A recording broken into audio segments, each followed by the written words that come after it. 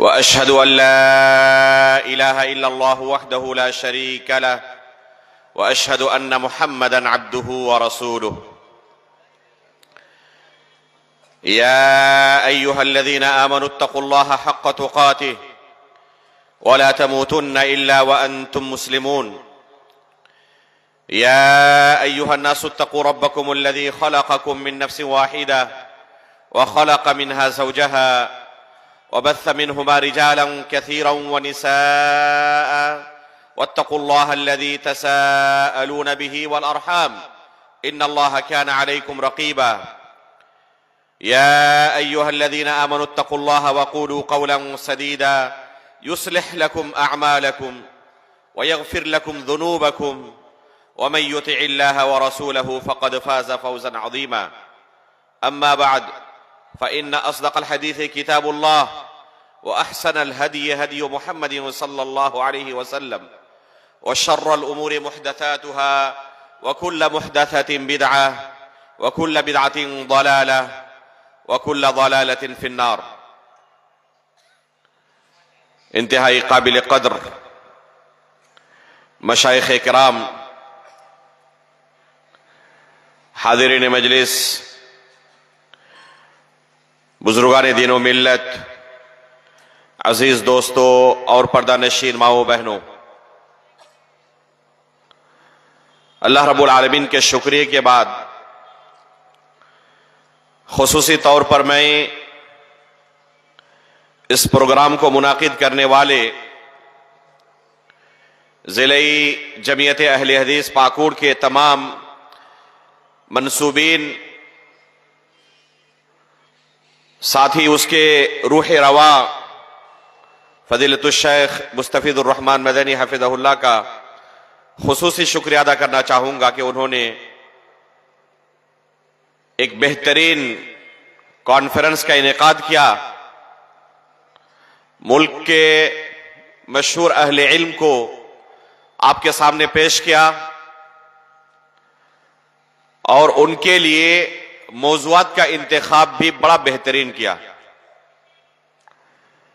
बहुत कम इजलास और कॉन्फ्रेंसें ऐसी होती हैं जिनमें इस तरह के मौज़ूआत पर गुफ्तगू हो, तो इस हुस्न इंतखाब के लिए मैं खुसूसी तौर पर इस जमीयत के नाज़िम और उनके तमाम साथियों को दिल की गहराइयों से मुबारकबाद पेश करता हूं। अल्लाह रब्बुल आलमीन इन्हें मज़ीद तौफीक अता फरमाए और दूसरे मुंतज़िमीन को भी इसी नक्शे कदम पर दावती उमूर को अंजाम देने की तौफीक अता फरमाए। मोहतरम हाज़िरीन, मुझे जो मौजू दिया गया है अभी आपने सुना, फ़िरक़े इस्लामिया और तहरीकात, अकायद, अफकार और नुक़सानात, यानी इस उम्मत के अंदर कितने फ़िरक़े पाए जाते हैं, वक्तन फवक्तन हमारे सामने जो तहरीकात उठती रहती है, तो इनके अकायद व अफकार क्या हैं और दीन इस्लाम के लिए ये किस कदर नुकसानदेह है। इंशाअल्लाह ये जो मुख्तसर वक्त है इसके अंदर इसकी थोड़ी सी तफसील आपके सामने पेश करने की कोशिश करूंगा। मोहतरम हाज़िरीन, अल्लाह रब्बुल आलमीन ने हम बनी नौ इंसान की हिदायत के लिए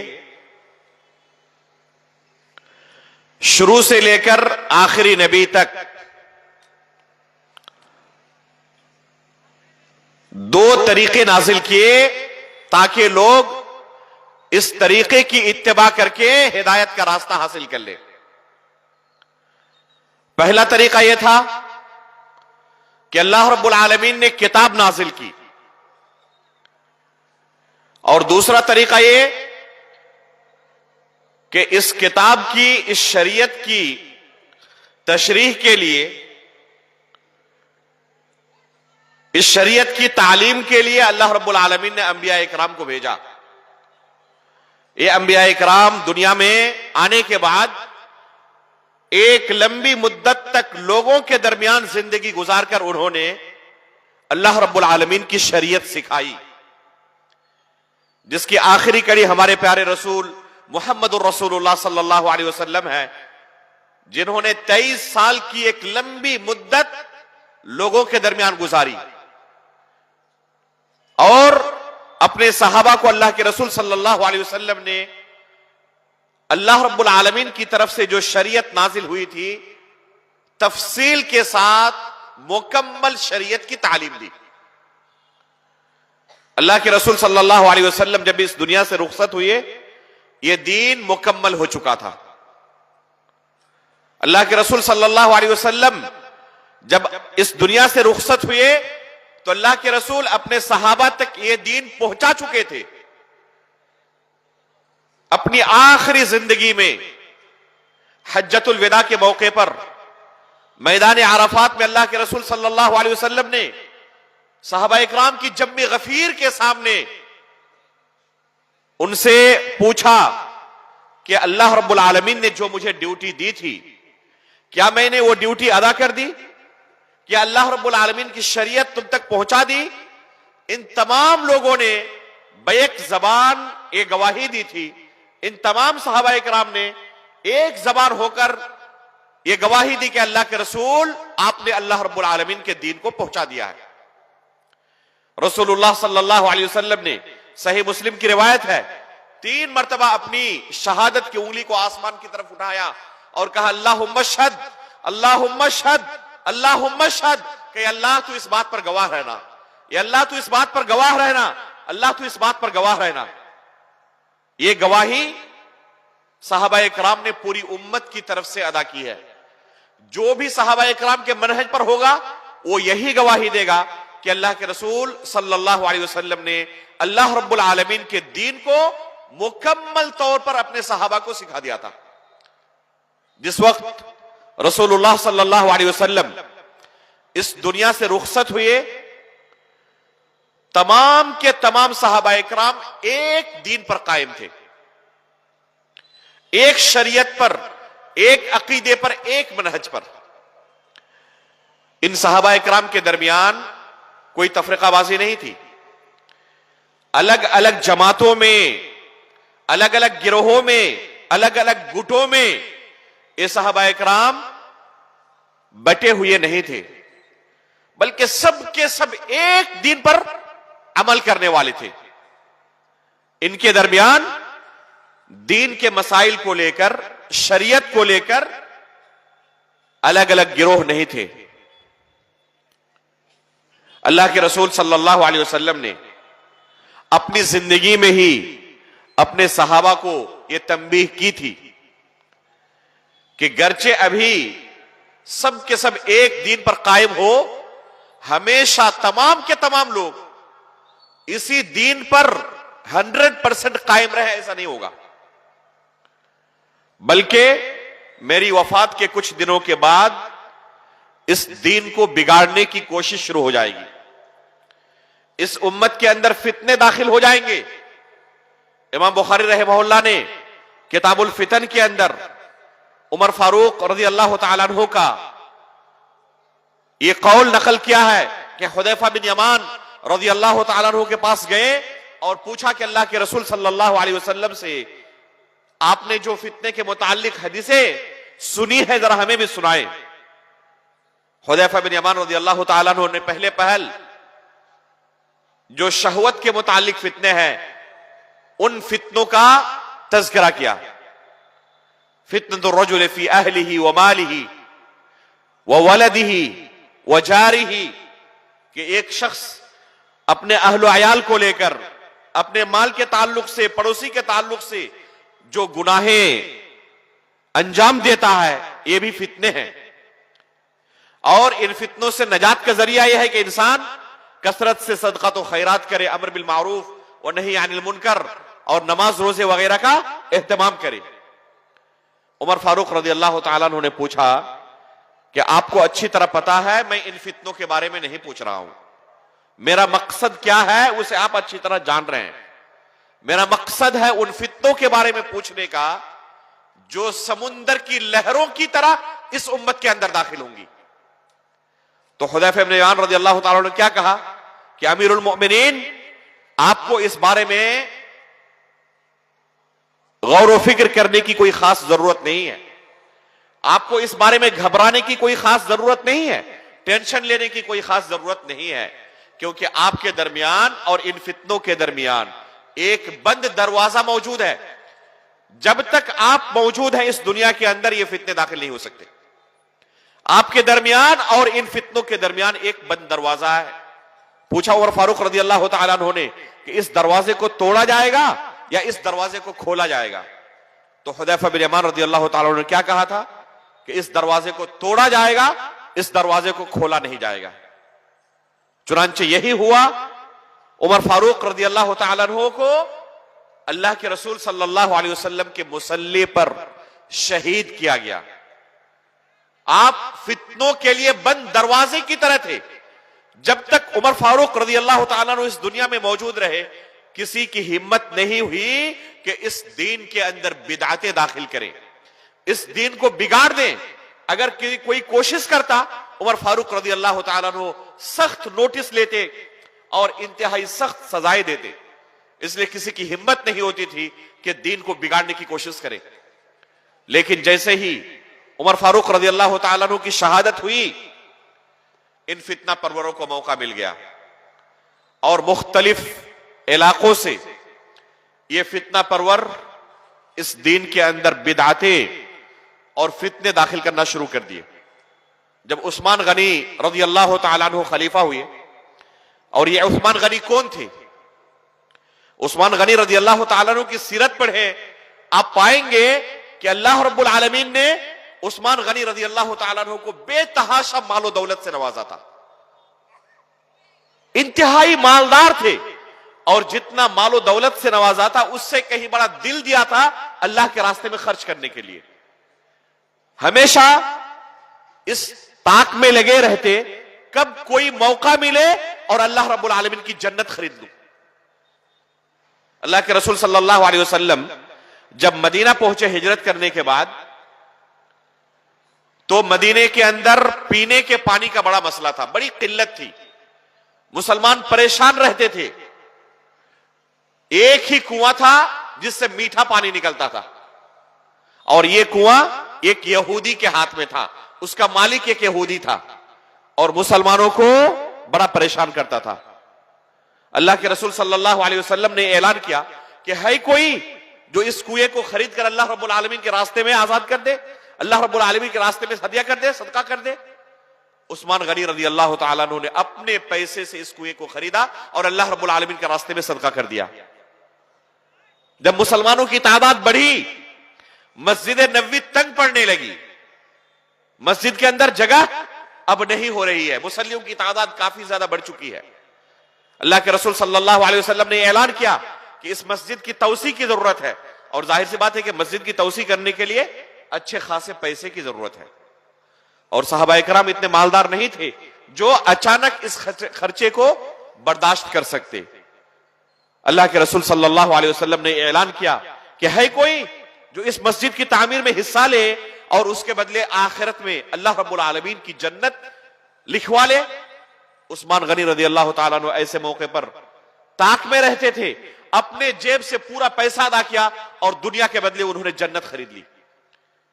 गज़वे तबूक के मौके पर अल्लाह के रसूल सल्लल्लाहु अलैहि वसल्लम ने ताउन का ऐलान किया कि हमें ताउन की जरूरत है, चंदे का ऐलान किया अल्लाह के रसूल सल्लल्लाहु अलैहि वसल्लम ने।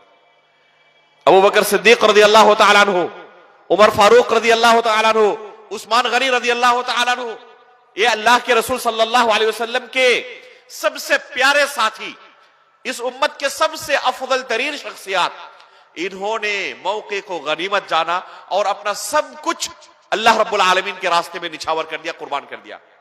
उमर फारूक रज़ी अल्लाह तआला अन्हु क्या कहते हैं कि जिस दिन अल्लाह के रसूल सल्लल्लाहु अलैहि वसल्लम ने चंदे का ऐलान किया, मुझे बड़ी खुशी हुई। क्यों? क्योंकि आज मेरे पास अच्छा खासा माल मौजूद था। हमारी हालत इसके बिल्कुल उल्टी होती है। अगर कहीं पर मस्जिद के लिए या किसी दीनी काम के लिए चंदे का ऐलान हो और हमें पता चल जाए कि अभी लोग पकड़ेंगे मुझे चंदे के लिए, तो सबसे पहले हम दूर भागेंगे। उमर फारूक रज़ियल्लाहु ताला क्या कहते हैं कि मुझे बड़ी खुशी हुई क्योंकि आज मेरे पास अच्छा खासा माल है और अल्लाह के रसूल ने ऐलान किया है। चुनांचे आधा माल अल्लाह के रसूल सल्लल्लाहु अलैहि वसल्लम के कदमों में लाकर डाल दिया। अबू बकर सिद्दीक रज़ियल्लाहु ताला अन्हु भी थोड़ा सा माल लेकर आए। अल्लाह के रसूल सल्लल्लाहु अलैहि वसल्लम ने उमर फारूक रज़ियल्लाहु ताला अन्हु से पूछा कि उमर कितना लाए हो?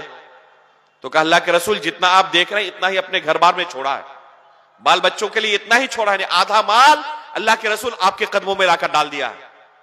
यही सवाल अबू बकर सिद्दीक रज़ियल्लाहु ताला अन्हु से अल्लाह के रसूल सल्लल्लाहु अलैहि वसल्लम ने किया। अबू बकर सिद्दीक रज़ियल्लाहु ताला अन्हु क्या फरमाया?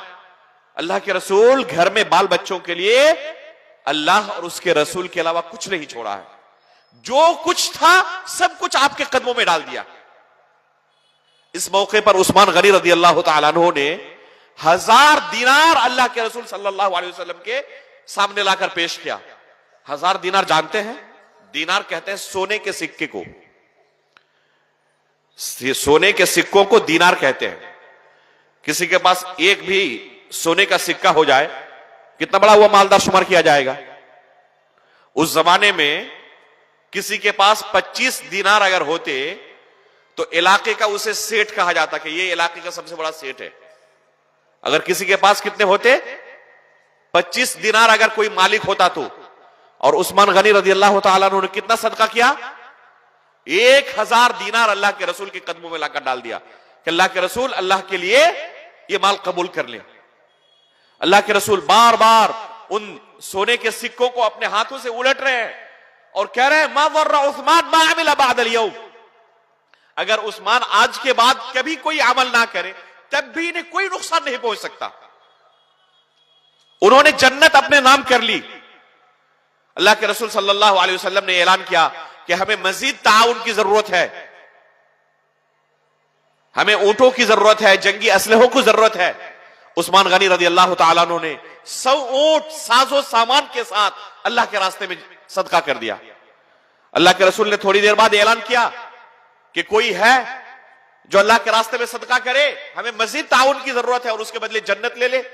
फिर उस्मान गनी रज़ियल्लाहु ताला अन्हु खड़े हुए, फिर 100 ऊंट साजो सामान के साथ अल्लाह के रास्ते में सदका किया।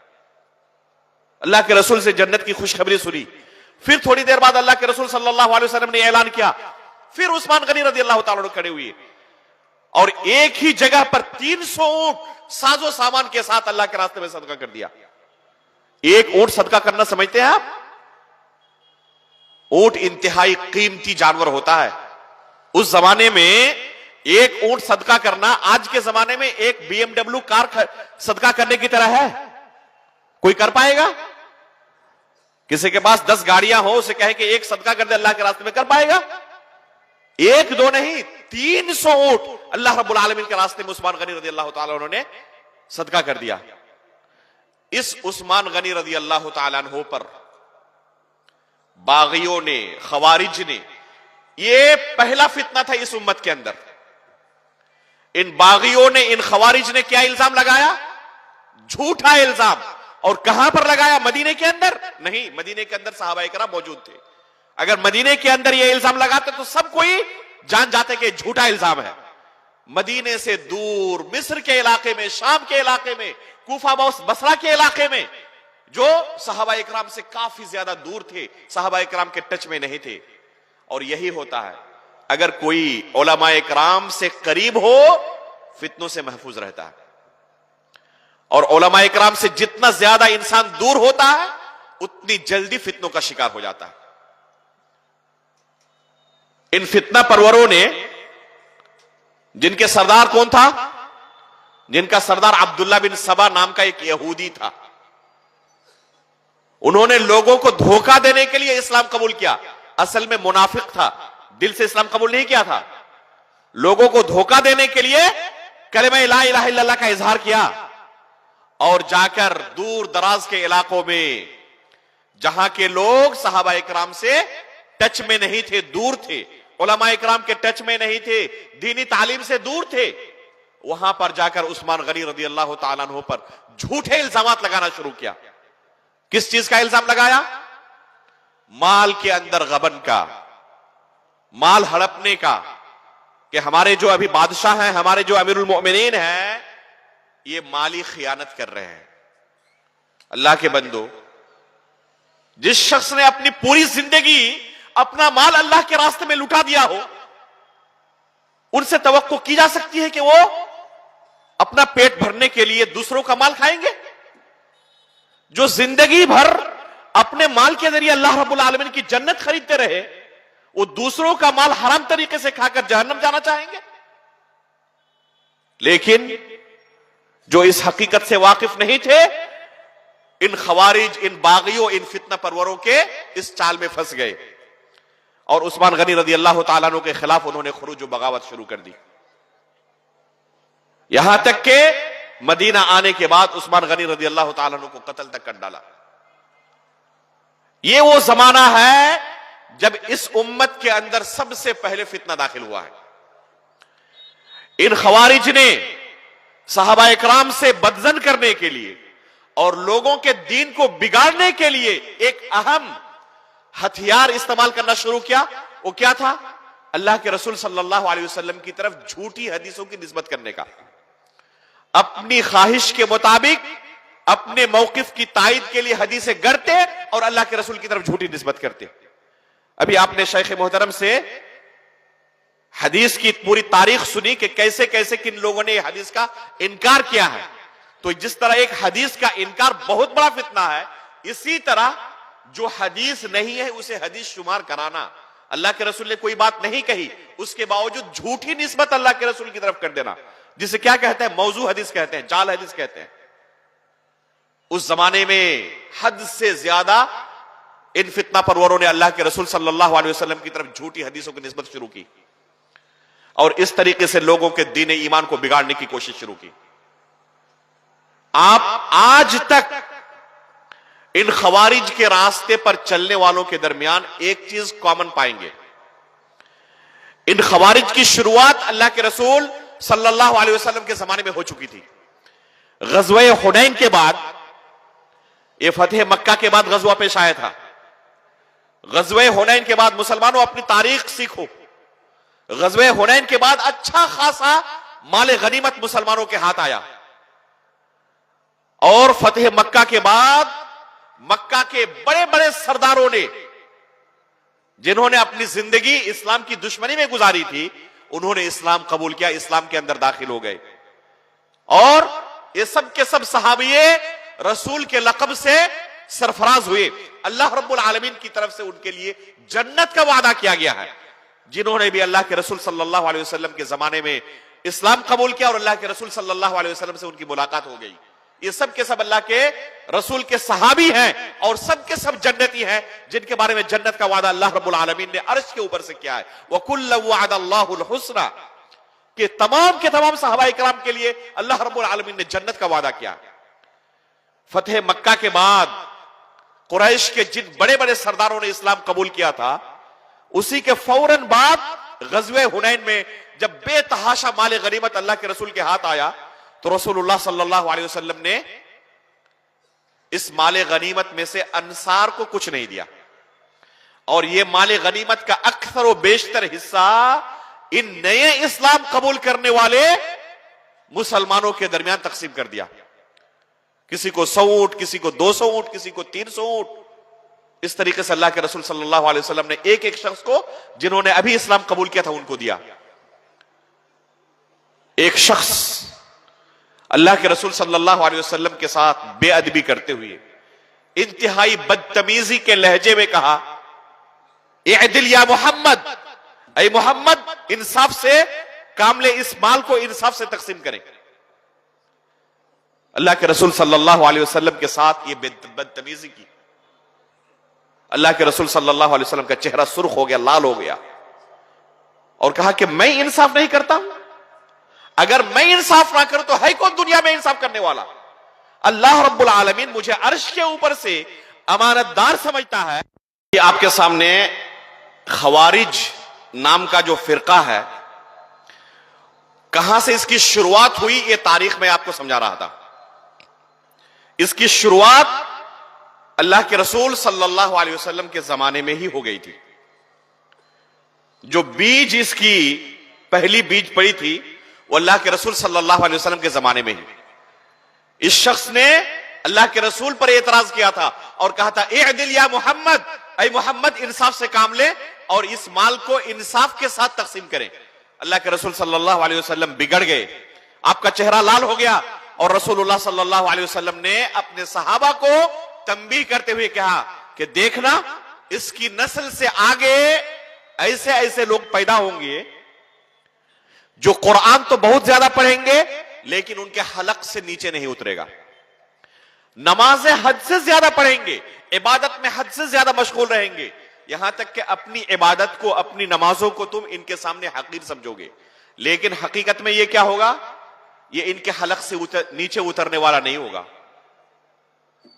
अल्लाह के रसूल सल्लल्लाहु अलैहि वसल्लम पर सबसे पहला एतराज इस फिरके के शुरू में, जहां से इस फिरके की शुरुआत हुई थी, किस चीज को लेकर हुई थी? माल को लेकर। वाज़ेह है, आप पाएंगे आज तक जिनका भी ताल्लुक इस खवारिज की जमात से है और इनके फिक्र को प्रमोट करने वाले हैं, उनके अंदर आज भी ये माल की हिर्स मौजूद है और ये माल के पीछे भागने वाले हैं, कुर्सी के पीछे भागने वाले हैं।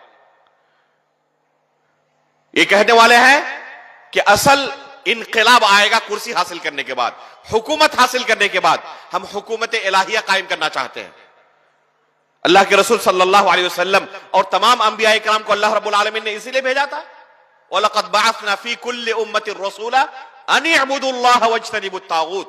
ये कुरान में अल्लाह रब्बुल आलमीन ने तमाम रसूलों के भेजने का मकसद बयान किया है कि हमने तमाम अंबिया इकराम को किस लिए भेजा? अल्लाह रब्बुल आलमीन की तौहीद कायम करने के लिए, शिर्क का खात्मा करने के लिए। और मौलाना मौदूदी क्या कहते हैं कि अल्लाह रब्बुल आलमीन ने तमाम अंबिया इकराम को सियासी इनकलाब पैदा करने के लिए भेजा था और उससे बड़ा इल्जाम लगाते हैं कि अक्सर व बेशतर इस मिशन में नाकाम हो गए। नऊज़ु बिल्लाह मिन ज़ालिक। यह अंबिया इकराम पर बहुत बड़ा इल्जाम और तोहमत है। सिर्फ 2 अंबिया के बारे में कहते हैं कि ये बस अपने मिशन में कामयाब हो सके, बाकी तमाम के तमाम फेल हो गए। नऊज़ु बिल्लाह मिन ज़ालिक। अल्लाह रब्बुल आलमीन ने साफ लफ्जों में बयान किया है कि मैंने लोगों को किस लिए पैदा किया और अंबिया को किस लिए भेजा। मैंने लोगों को पैदा किया है, इंसानों को पैदा किया अपनी इबादत के लिए और अंबिया को भेजा तौहीद की दावत के लिए। अंबिया इकराम अपनी पूरी जिंदगी इसी मिशन के पीछे लगे रहे, लोगों तक सही दीन पहुंच जाए, लोग अल्लाह रब्बुल आलमीन की इबादत करें, उसके साथ किसी को शरीक न ठहराएं। यह था अंबिया की दावत का मिशन। कुर्सी हासिल करना, कुर्सी के पीछे भागना, माल के पीछे भागना, यह खवारिज की निशानी है और शुरुआत ही इसी माल से हुई है इनके यहां। उस्मान गनी रज़ी अल्लाह तआला अन्हु पर भी इल्जाम लगाया, तो किस चीज का इल्जाम लगाया? माल के अंदर गबन करने का। और आज भी ये मुस्लिम हुक्मरानों के खिलाफ इसी चीज को लेकर बगावत और खुरूज करते हैं और तमाम मुस्लिम ममालिक के अंदर इनकलाब पैदा करने की कोशिश करते हैं। कई ममालिक को इसी तरह अपनी आंखों के सामने हमने देखा 5-7 साल के अंदर तबाह व बर्बाद करके इन्होंने रख दिया है। एक जमाने में इंतहाई खुशहाल समझे जाने वाले ममालिक आज के जमाने में खंडरात बन चुके हैं, उनका नामो निशान नहीं है। कितने आलीशान बिल्डिंगें थी, कितने अच्छे रास्ते थे, लोग जाते थे, टूरिस्ट पैलेस के तौर पर मशहूर था पूरी दुनिया के अंदर, और आज वो खंडरात की शक्ल में बदल चुके हैं। बच्चे यतीम हो चुके हैं, औरतें बेवा हो चुकी हैं। ये किस नतीजे में हुआ? ये इसी कुर्सी के चक्कर में, इसी माल के चक्कर में, जब इन्होंने अपना मिशन इसी कुर्सी को हासिल करना बना लिया कि किसी भी तरह कुर्सी हासिल की जाए और जो अभी मौजूदा हमारे हाकिम है उनके खिलाफ खुरूज किया जाए, उनके खिलाफ बगावत किया जाए, लोगों को उभारा जाए कि इनके खिलाफ, इनकी कुर्सी से इनको उखाड़ के फेंकना है। ठीक है, इनको कुर्सी से उखाड़ के फेंकने के बाद इनकी जगह पर किनको आप अपना हाकिम करना चाहते हैं, बैठाना चाहते हैं? वो भी इंसान ही होंगे या फरिश्ता होंगे? जाहिर सी बात है कि इनको हटाने के बाद जिनको आप लाएंगे और जिन्हें अपना हाकिम बनाएंगे वो भी इंसान ही होंगे, वो कोई फरिश्ता नहीं होगा। उसकी भी कुछ कोताहियां होंगी, वो भी बाज गुनाहों के अंदर मुब्तला होंगे, और वैसे भी इंसान के साथ हमेशा शैतान लगा हुआ रहता है।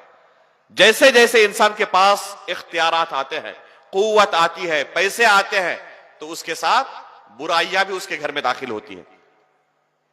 तो एक शख्स जिसके हाथ में पुलिस हो, फोर्स हो, अदालत हो, कोर्ट हो, कचहरी हो, पूरा निजाम जिसके हाथ में हो, तो वो शख्स अगर किसी गुनाह के अंदर मुब्तला हो जाए तो कोई बड़ी बात है? जाहिर सी बात है कि वो इंसान है, वो फरिश्ते नहीं है। तो इनको हटाकर जिनको आप लाना चाहते हैं, ये इनसे अच्छे होंगे, इसकी क्या गारंटी है? और हमने देख लिया इनकी पूरी तारीख हमने देख ली है। ये खुलाफाए राशिदीन तक से राजी नहीं हो सके, उस्मान गनी रजी अल्लाह तआला अन्हु तक से राजी नहीं हो सके, अली बिन अबी तालिब रजी अल्लाह तआला अन्हु तक से राजी नहीं हो सके, सहाबी रसूल मुआविया रजी अल्लाह तआला अन्हु से राजी नहीं हो सके। तो जब सहाबा इकराम से, खुलाफाए राशिदीन से ये राजी नहीं हो सके, तो आज के दौर के हुक्मरानों से राजी हो जाएंगे? ये मुमकिन ही नहीं है कि आज के दौर के हुक्मरानों से राजी हो जाए। इनकी तारीख में, इनकी खमीर में हमेशा यही खुरूज व बगावत मौजूद है, और जहां कहीं ये रहते हैं वहां पर इसी तरह खुरूज व बगावत करके लोगों के अंदर फितना व फसाद फैलाते हैं, कत्लो खुरेजी बढ़ाते हैं, और यहां पर इस तरह अमन व आमन को गारत कर देते हैं। अफसोस की बात यह है कि हमारे मुल्क के अंदर ऐसे हजरात के लिटरेचर्स पढ़ने वाले नौजवान बेशुमार हैं, खुसूसन असरी इदारों में पढ़ने वाले, स्कूलों कॉलेजों में पढ़ने वाले। ऐसे लोगों के लिटरेचर्स के दिलदादा होते हैं, ऐसे लोगों की तकरीरें सुनते हैं, ऐसे लोगों की किताबें पढ़ते हैं, और उसी फिक्र के अंदर आहिस्ता आहिस्ता ढल जाते हैं, और उनको लगता है कि सबसे बड़ा काम जिसलिए अल्लाह रब्बुल आलमीन ने हमें पैदा किया वो क्या है? इनके नजदीक सबसे बड़ा काम है किसी तरह खिलाफत कायम करना। और खिलाफत कायम करने के लिए क्या करना पड़ेगा? अब वही एक रास्ता इन्हें नजर आता है कि फितना व फसाद फैलाना पड़ेगा और हुकूमत अपने कब्जे में लेनी पड़ेगी। अल्लाह के बंदो, अल्लाह रब्बुल आलमीन ने अंबिया इकराम को इसलिए नहीं भेजा था। यह अल्लाह रब्बुल आलमीन की तरफ से एक इनाम है कि अल्लाह रब्बुल आलमीन की शरीयत पर लोग अगर अमल करेंगे तो अल्लाह रब्बुल आलमीन खुद उन्हें यह मकाम व मर्तबा अता कर देंगे। अल्लाह के रसूल सल्लल्लाहु अलैहि वसल्लम की मक्की जिंदगी को देखें। रसूलुल्लाह सल्लल्लाहु अलैहि वसल्लम ने अपनी पूरी मक्की जिंदगी के अंदर दुश्मनों के हर तरह के मुसीबतों का सामना किया। सहाबाए किराम की तादाद मक्का के अंदर जिस वक्त अल्लाह के रसूल सल्लल्लाहु अलैहि वसल्लम ने हिजरत किया था, सहाबाए किराम की एक तादाद बन चुकी थी। ऐसा नहीं कि अल्लाह के रसूल अकेले थे, अल्लाह के रसूल सल्लल्लाहु अलैहि वसल्लम के साथ सहाबाए किराम की एक तादाद बन चुकी थी। उस पोजीशन में आ चुके थे कि अगर इन पर कोई जुल्म सितम करे तो कम से कम किसी एक दो को तो खत्म कर ही दे। अल्लाह के रसूल सल्लल्लाहु अलैहि वसल्लम ने कभी इजाजत दी? कभी इजाजत नहीं दी।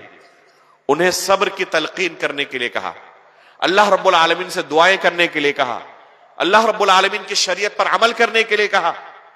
अगर फिर भी बर्दाश्त ना हो सके तो यह नहीं कहा कि उनके खिलाफ तुम उतर जाओ मैदान के अंदर, बल्कि यह कहा कि अगर तुम बर्दाश्त नहीं कर सकते तो इस जमीन को छोड़कर चले जाओ और हिजरत करके मुल्क हबशा की तरफ या फिर बाद में मदीने की तरफ। लेकिन अल्लाह के रसूल सल्लल्लाहु अलैहि वसल्लम को उस वक्त तक इन जालिमों के खिलाफ जंग की इजाजत नहीं मिली जब तक के मुसलमानों के अंदर वो कुव्वत नहीं आ गई कि इनका मुकाबला कर सके। अल्लाह के रसूल सल्लल्लाहु अलैहि वसल्लम की सीरत बिल्कुल वाज़ेह है इस बाब में। लेकिन रसूलुल्लाह सल्लल्लाहु अलैहि वसल्लम की तालीमात की खिलाफ वर्जी करके इस उम्मत के अंदर, जैसे कि अल्लाह के रसूल सल्लल्लाहु अलैहि वसल्लम ने पेशीन गोई की थी कि मेरी इस उम्मत के अंदर 73 फिरके होंगे, सबके सब जहन्नमी होंगे सिवाय एक फिरके के, एक जमात के। तो चंद दिनों के बाद ही ये फिरके जाहिर होना शुरू हो गए थे। अभी हमने कहा खवारिज के फिरके के बारे में जिसकी शुरुआत अल्लाह के रसूल सल्लल्लाहु अलैहि वसल्लम के जमाने में हो चुकी थी। अभी हमने कहा आपके सामने अल्लाह के रसूल सल्लल्लाहु अलैहि वसल्लम की तरफ झूठी हदीसों की निस्बत करने के बारे में कि बेशुमार लोग ऐसे पैदा हो चुके थे जो हदीसों की झूठी निस्बत अल्लाह के रसूल सल्लल्लाहु अलैहि वसल्लम की तरफ करते थे। इसी तरह एक और जमात पैदा हुई सहाबा इकराम के जमाने में, वो है रवाफिज की जमात। ये कौन सी जमात थी? जब अल्लाह के रसूल सल्लल्लाहु अलैहि वसल्लम की वफात हुई, अबू बकर सिद्दीक रज़ियल्लाहु ताला अन्हु बिल इज्मा, तमाम सहाबा इकराम के इज्मा से खलीफा बनाए गए। एक भी सहाबी ऐसे नहीं थे जिन्होंने अबू बकर सिद्दीक रज़ियल्लाहु ताला अन्हु की खिलाफत पर एतराज किया। एक भी सहाबी ऐसे नहीं थे, सब ने बिल इज्मा अबू बकर सिद्दीक रज़ियल्लाहु ताला अन्हु को अल्लाह के रसूल का खलीफा तस्लीम किया और उनके हाथ पर बैयत की। लेकिन अब्दुल्ला बिन सबा नाम का यहूदी, जिसके बारे में अभी थोड़ी देर पहले हमने बताया आपको कि कैसे उस्मान गनी रज़ियल्लाहु ताला अन्हु के खिलाफ लोगों को भड़काया, यहां तक के उस्मान गनी रज़ियल्लाहु ताला अन्हु का कत्ल कर डाला था।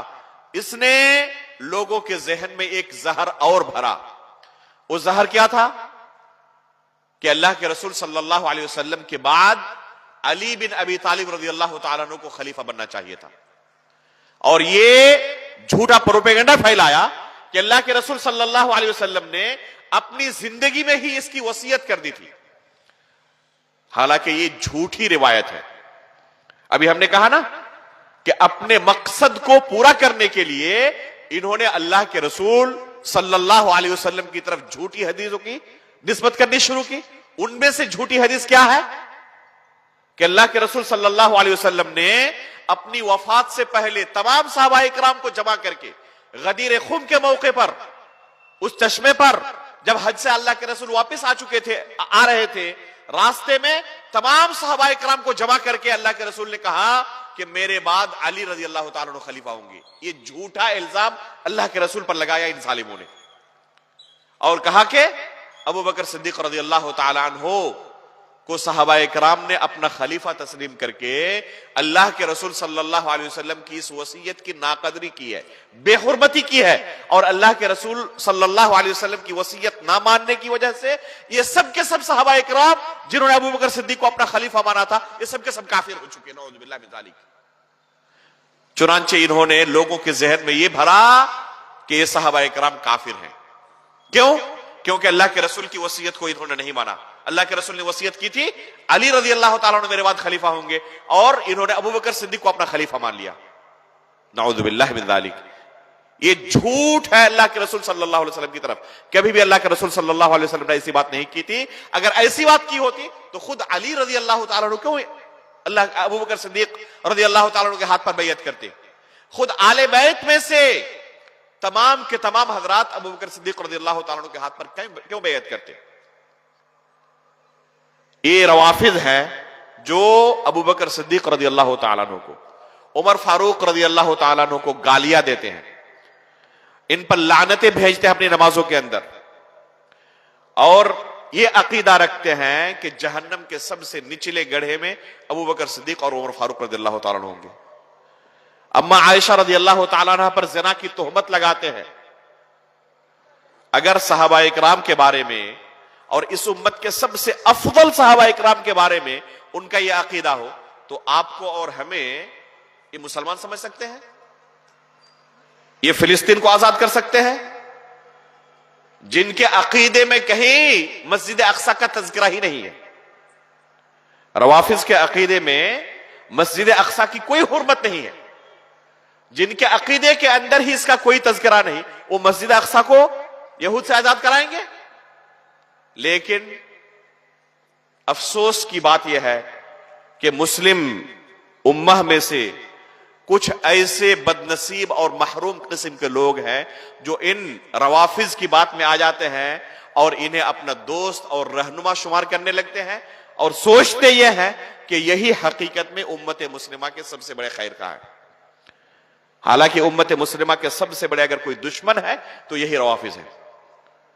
आप देख लें, सीरिया के अंदर बशार अल असद ने, एक अकेले बंदे ने सुन्नियों पर वो जुल्म और सितम का कहर ढाया है जो पूरी दुनिया की तारीख में दुश्मनों ने मुसलमानों को इतना नुकसान नहीं पहुंचाया था जितना इस एक बंदे ने सुन्नी मुसलमानों पर जुल्म और सितम का कहर ढाया है। पूरी इस्लामी तारीख के अंदर आप नहीं पाएंगे कि दुश्मनों ने मुसलमानों को इतना नुकसान पहुंचाया। तो ये मुसलमानों के कट्टर दुश्मन है, इनसे ये तवक्को नहीं रखी जा सकती कि ये मुसलमानों की खैर खाही के लिए काम करेंगे और ये मस्जिद अक्सा को आजाद कराने के लिए कोशिश करेंगे। लेकिन ये इख्वानियत का बुरा हो जो इन रवाफिज पर एतमाद करते हैं और इन रवाफिज को अपना दोस्त समझते हैं और इनके बारे में ये नजरिया रखते हैं कि ये उम्मत के खैर खा है, और जो हकीकत में पहले दिन से फिलिस्तीन के मजलूम मुसलमानों के लिए खड़े हैं और उनके लिए हत्तल इम्कान कोशिश में लगे हुए हैं किस तरह उनको राहत पहुंचाई जाए, उनको सुकून पहुंचाया जाए, उनकी खैरखाही के लिए काम किया जाए। इनके बारे में लोगों के जहन के अंदर जहर भरते हैं कि ये सबसे बड़े दुश्मन है उम्मत मुस्लिमा के। और इस वक्त जो मुसलमानों की अबतरी है, बदहाली है, उसकी सबसे बड़ी वजह ये मुस्लिम ममालिक है और ये अरब ममालिक है। इसकी वजह से ही पूरी दुनिया के अंदर ये मुसलमानों की हालत है। तो मेरे भाइयों, ये अफकार और ये तहरीकात जो उठती हैं, उलमाए कराम के साथ जुड़कर हमें इन फितनों को समझने की जरूरत है। अगर हम इन फितनों को नहीं समझेंगे तो इनके साथ मिलकर खुद अपनी दुनिया भी बर्बाद करेंगे, आखिरत भी बर्बाद करेंगे। ऐसे लोग हमारे नौजवानों के जहन में ये जहर भर देते हैं और खिलाफत इलाहिया का लॉलीपॉप देकर इनको आग में झोंक देते हैं और आए दिन अपनी आंखों से इनका हाल हम देखते रहते हैं कि कैसे अपने आप को नुकसान पहुंचाते हैं, अपने मुल्क को नुकसान पहुंचाते हैं, अपने दोस्तों अहबाब को, अपने बाल बच्चों को, अपने रिश्तेदारों को, वालिदैन को किस कदर ये नुकसान पहुंचाते हैं।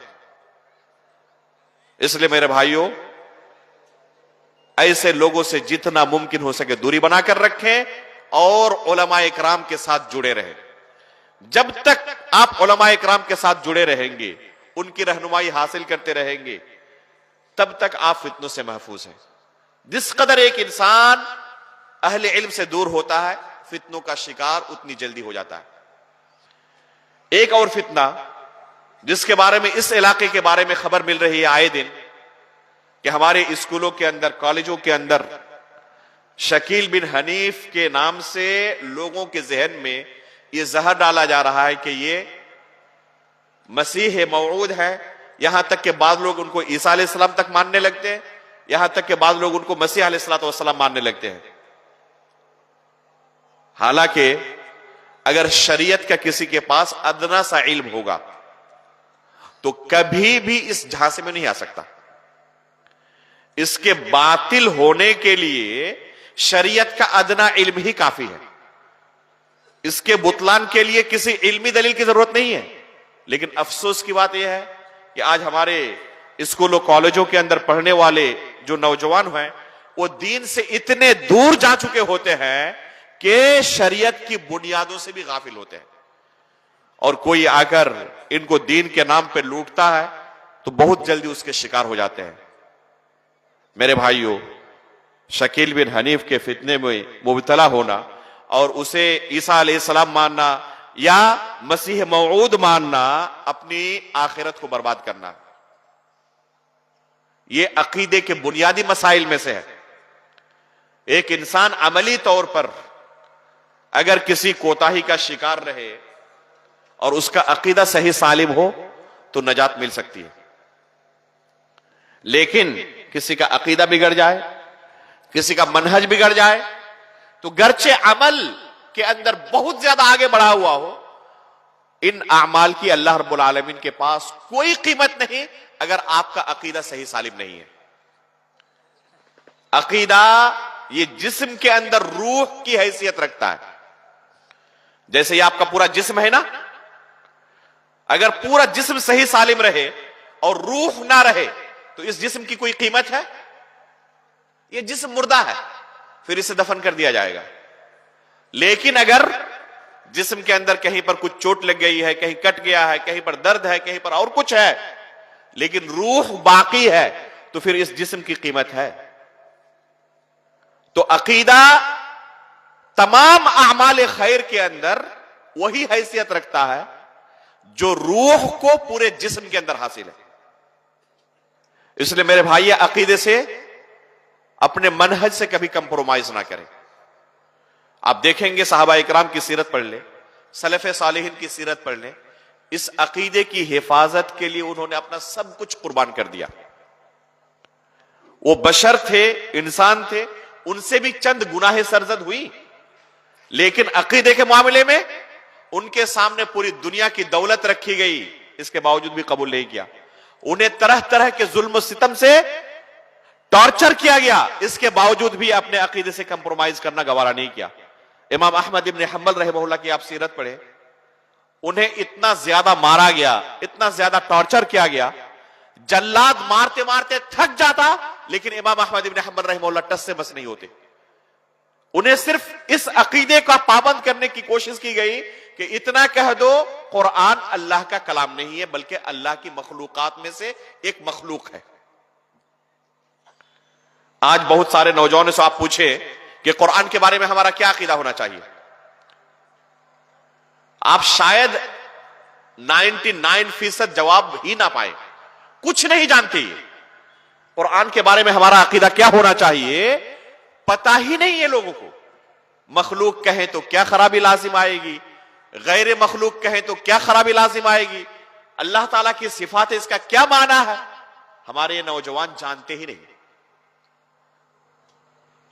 अल्लाह के फजलो करम से पूरा इलाका अहले हदीस है, लेकिन हम अपने अकीदे से, अपने मनहज से इस कदर गाफिल है, और इस बाब में खिदमत भी ना के बराबर हुई है हकीकत में। इस वजह से कोई भी शख्स कोई फितना लेकर खड़ा हो और हमारे नौजवानों को, हमारे लोगों को उस फितने के अंदर मुब्तला करना चाहे तो आसानी के साथ ये उस फितने में मुब्तला हो जाते हैं। वजह क्या है? क्योंकि सही अकीदा क्या होना चाहिए इसे पता ही नहीं है। जब सही अकीदे का इल्म नहीं होगा तो गलत अकीदा उसके सामने पेश किया जाएगा तो कैसे कबूल नहीं करेगा वो। इमाम अहमद इब्न हंबल रहमहुल्लाह को कोड़े बरसाए गए इस अकीदे को कबूल करने के लिए। आज किसी को 10 रुपया देकर देखें, फौरन कह देगा कि हाँ कुरान अल्लाह का मखलूक है, कोई हर्ज नहीं है। क्यों? क्योंकि उसे अकीदे की अहमियत का इल्म नहीं है अव्वलन, और दूसरा कि इसको कहने से क्या फर्क पड़ जाता है, वो इसे मामूली समझता है, और इसकी हकीकत क्या है, उसने अपने अकीदे के अंदर क्या बिगाड़ पैदा कर लिया उसे पता ही नहीं है। इमाम अहमद इब्न हंबल रहमहुल्लाह को जेलों के अंदर डाला गया, सलाखों के अंदर जकड़ा गया, जंजीरों के अंदर जकड़ा गया, सलाखों के पीछे रहे, पूरा जिस्म लहूलहान हो जाता था। सिर्फ मुखालिफ ये सुनना चाहते थे उनकी जबान से, आप इकरार कर ले कि कुरान अल्लाह का कलाम नहीं है, कुरान मखलूक है, बस इकरार कर ले, आपको फौरन छोड़ देंगे। लेकिन आखिरी सांस तक उन्होंने इस कुफरिया अकीदे को कबूल करना गवारा नहीं किया। सलफ़े सालिहीन इस बारे में मुत्तफिक थे, बेशुमार उलमा इकराम ने इस बारे में इजमा नकल किया है कि अगर कोई शख्स कुरान को मखलूक कहे, कोई शख्स यह अकीदा रखे कि कुरान अल्लाह का कलाम नहीं मखलूक है, तो काफिर हो जाएगा, वो मुसलमान बाकी नहीं रहेगा। गर्चे नमाज पढ़े, रोजा रखे, हज करे, ज़कात दे, तमाम नेक अमाल करता रहे, लेकिन उसका कुरान के बारे में क्या अकीदा हो कि कुरान अल्लाह का कलाम नहीं बल्कि ये मखलूक है, इस अकीदे के रखने की वजह से वो काफिर हो जाएगा।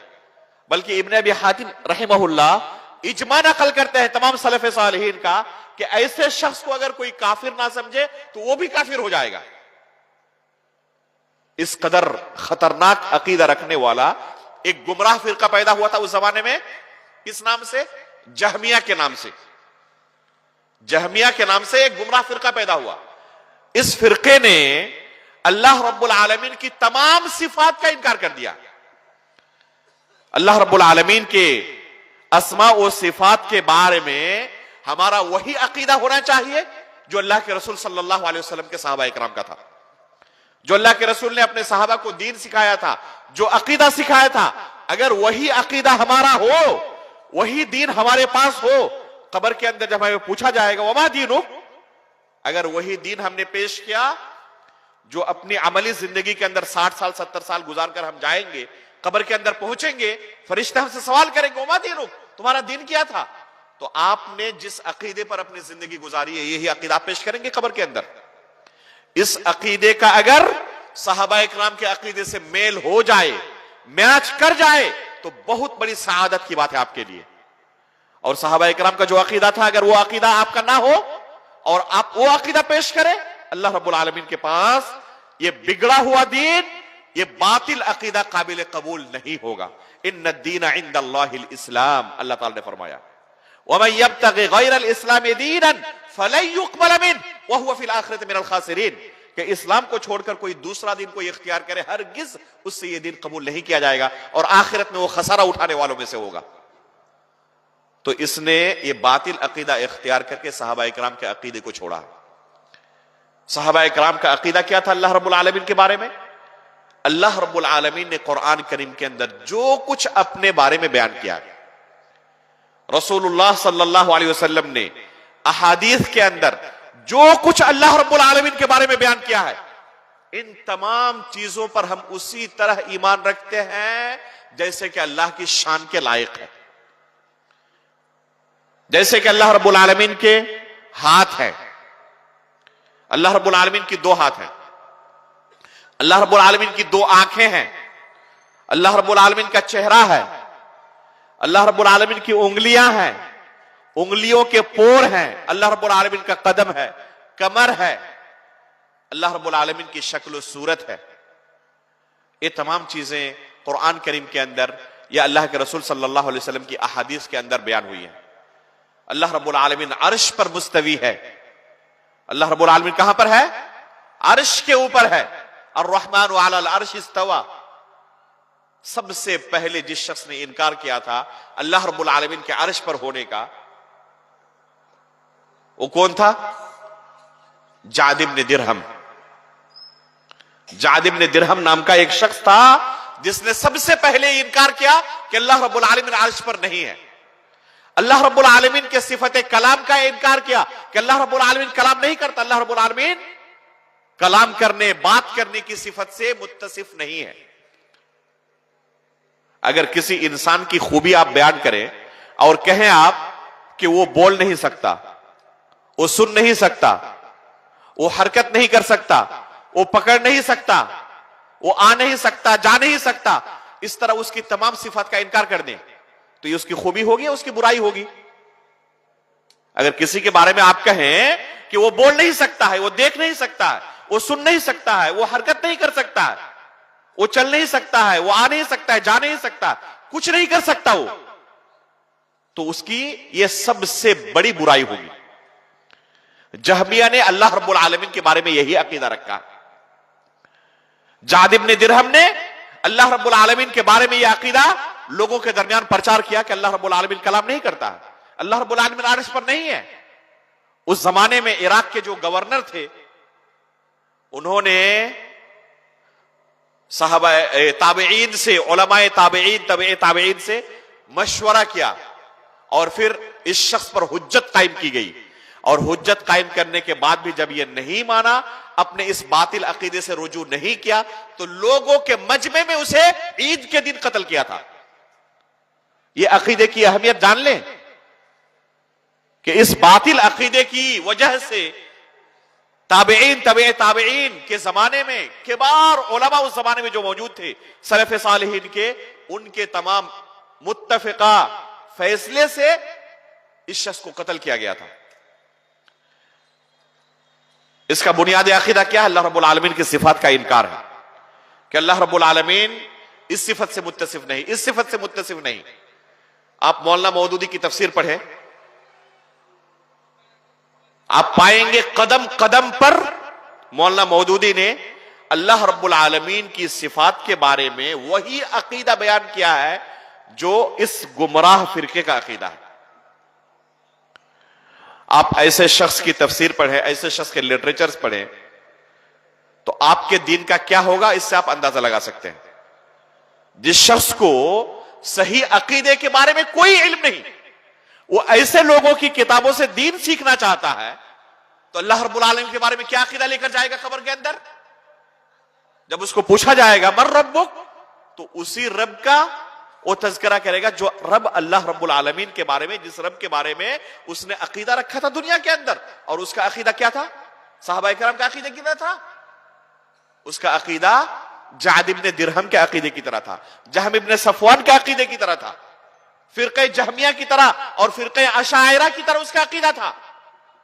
अगर इसी तरह बातिल अकीदे के साथ उसने अपनी जिंदगी गुजारी है तो जाहिर सी बात है कि अल्लाह रब्बुल आलमीन के बारे में वही अकीदा कब्र के अंदर पेश करेगा, और यह अकीदा अल्लाह रब्बुल आलमीन के यहां काबिल कबूल नहीं होगा।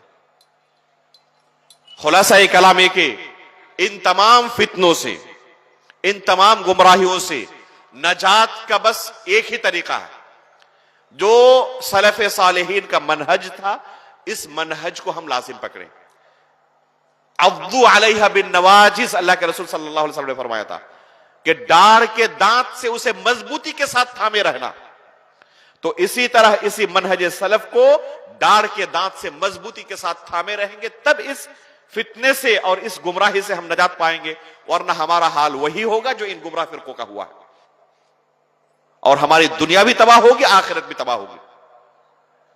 ये ऐसा गुमराह कुन और तबाह कुन अकीदा है कि अगर कोई शख्स इसी बातिल अकीदे पर वफात पा गया तो आखिरत में उसे नजात नहीं मिल सकती है। लेकिन अगर अकीदे की उसने हिफाजत कर ली, उसका अकीदा सही सालिम रहा, वही अकीदा इख्तियार किया जो अल्लाह के रसूल ने अपने सहाबा को सिखाया था, और उसी पर उसकी वफात हो गई। गर्चे आमाल के अंदर कुछ कोताहियां थी, बशरी तकादे के तहत कुछ लग़ज़िशें हुई, तो अल्लाह रब्बुल आलमीन इन कोताहियों को चाहे तो डायरेक्ट माफ करके उसे जन्नत में दाखिल करे, और चाहे तो अल्लाह रब्बुल आलमीन उसके गुनाहों के बकदर उसे सजा दे। लेकिन अगर अकीदे तौहीद पर उसकी वफात हुई है तो यकीनन उसे जन्नत मिलेगी, वो जन्नत से महरूम नहीं हो सकता। तो इसलिए मेरे भाइयों, इन फितनों से अपने आप को बचाएं, मनहज सलफ को लाजिम पकड़े। और ये मनहज सलफ कहां मिलेगा आपको? सलफी उलमा के पास, जो बगैर किसी डर के, बगैर किसी खौफ के, डंके की चोट पर लोगों को अल्लाह के रसूल सल्लल्लाहु अलैहि वसल्लम का लाया हुआ दीन सिखाते हैं, सलफ सालिहीन के मनहज से जोड़ते हैं। ऐसे लोगों से आप जुड़े रहे, उनके दुरूस में शिरकत करें, ऑनलाइन हो ऑफलाइन हो। अगर ऐसे लोगों से आप दीन सीख रहे हैं तो बहुत बड़ी नेमत में आप जिंदगी गुजार रहे हैं। मजीद इसमें कोशिश जारी रखें। अल्लाह रब्बुल आलमीन से हम दुआ करते हैं कि अल्लाह रब्बुल आलमीन मजीद हमें इन सल्फी उलमाए किराम के साथ जुड़ने की और इनसे दीन सीखने की तौफीक अता फरमाए। अल्लाह रब्बुल आलमीन हर तरीके के फितनों से हमें महफूज रखे। अल्लाह रब्बुल आलमीन ईमान की हालत पर हमारी वफात फरमाए, नबीयीन, सिद्दीकीन, शुहदा व सालिहीन के साथ हमारा हश्र फरमाए।